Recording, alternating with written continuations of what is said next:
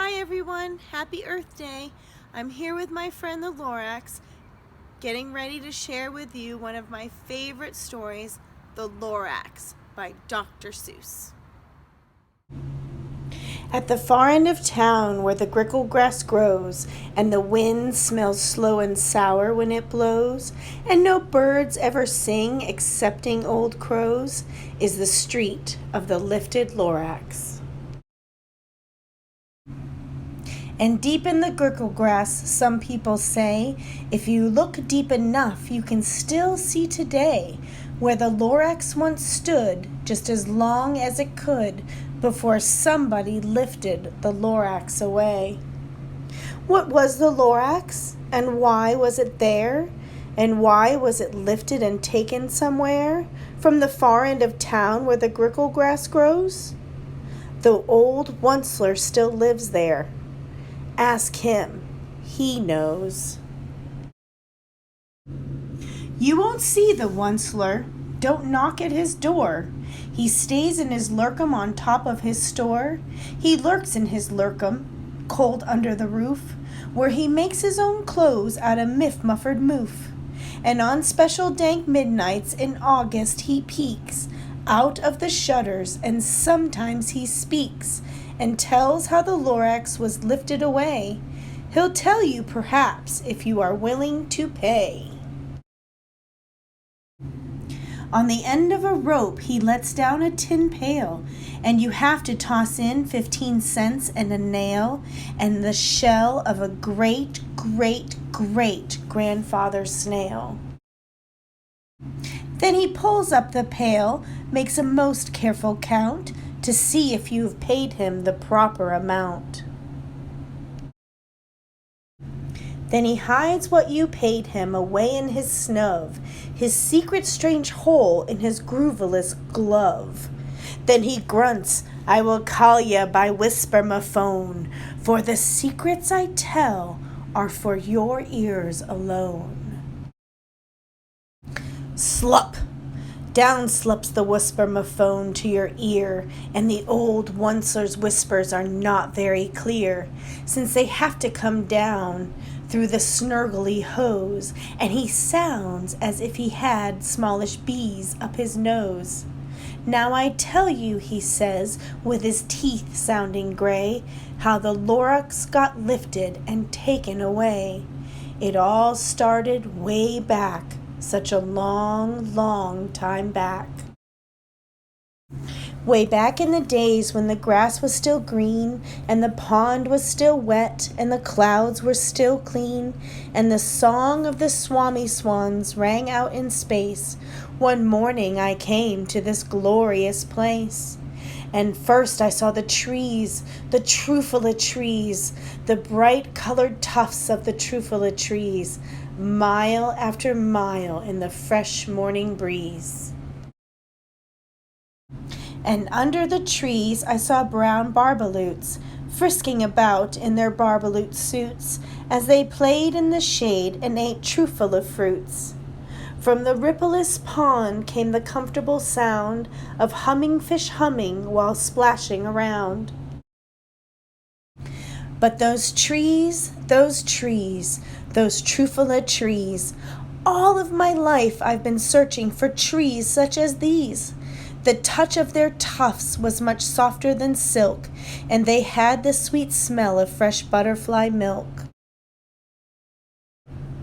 I felt a great leaping of joy in my heart. I knew just what I'd do. I unloaded my cart. In no time at all I had built a small shop. Then I chopped down a trufala tree with one chop. With great skillful skill and with great speedy speed, I took the soft tuft and I knitted a thneed. And this is where I come in. The instant I finished, I heard a gazump. I looked. I saw something pop out of the stump of the tree I chopped down. It was sort of a man. Describe him? That's hard. I don't know if I can. He was shortish and oldish and brownish and mossy, and he spoke with a voice that was sharpish and bossy. "Mister," he said with a dusty sneeze, "I am the Lorax. I speak for the trees. I speak for the trees have no tongues, and I'm asking you, sir, at the top of my lungs." He was very upset as he shouted and puffed, "What's that thing you have made out of my truffula tuft?" Seriously, what is that thing? "Look, Lorax," I said, "there's no cause for alarm. I chopped just one tree. I'm doing no harm."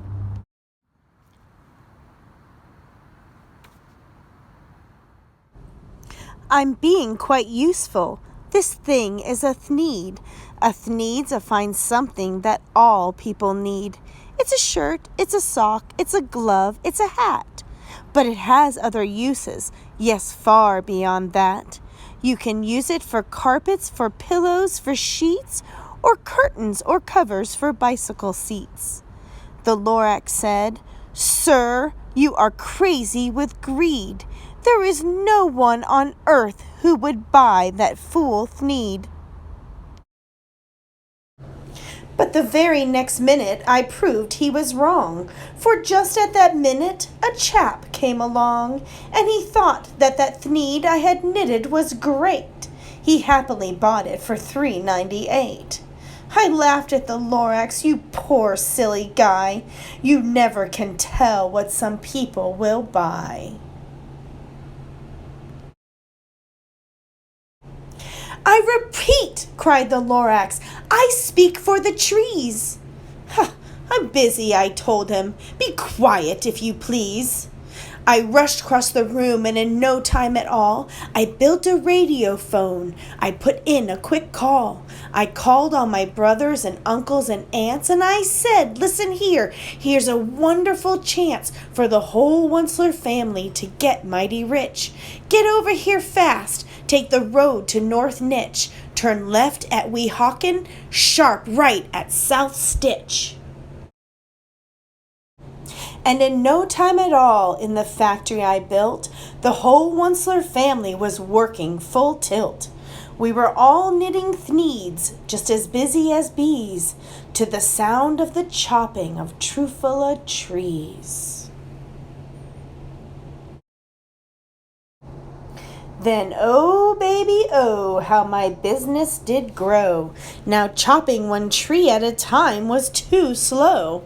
So I quickly invented my super axe hacker, which whacked off 4 truffula trees at one smacker. We were making thneeds 4 times as fast as before, and that Lorax, he didn't show up anymore. But the Onceler was mistaken. I was coming back. But the next week he knocked on my new office door. He snapped, "I am the Lorax who speaks for the trees, which you seem to be chopping as fast as you please.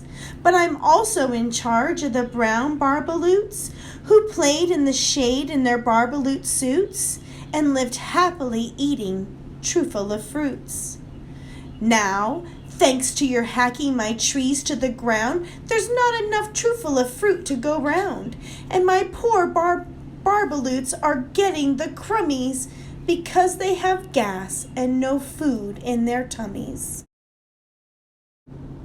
They loved living here, but I can't let them stay.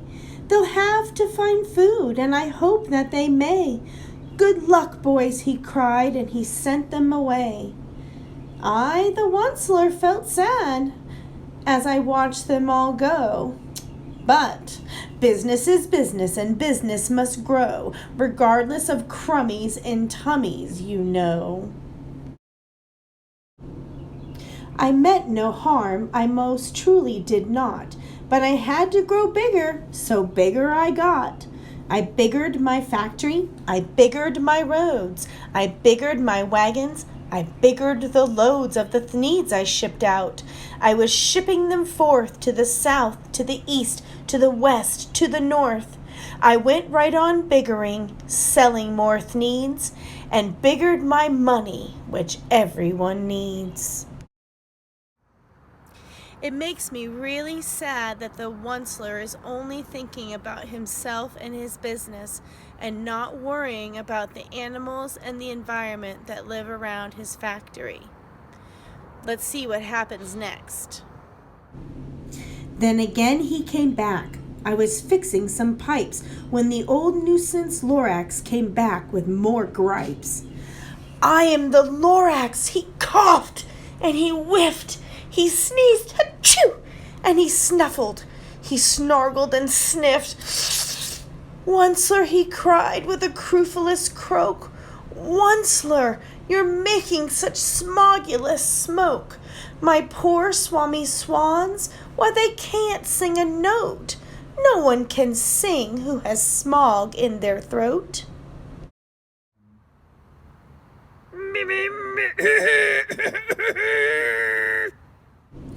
And so, said the Lorax, please pardon my cough. They cannot live here, so I'm sending them off. Where will they go? I don't hopefully know. They may have to fly for a month or a year to escape from the smog you've smogged up around here. What's more, snapped the Lorax, his dander was up, let me say a few words about gluppity glup. Your machinery chugs on day and night without stop, making gluppity glup, also schloppity schlop. And what do you do with this leftover goo? I'll show you, you dirty old Onceler man, you. Come on, Onceler, I'm gonna show you. You're glumping the pond where the humming fish hummed. No more can they hum, for their gills are all gummed.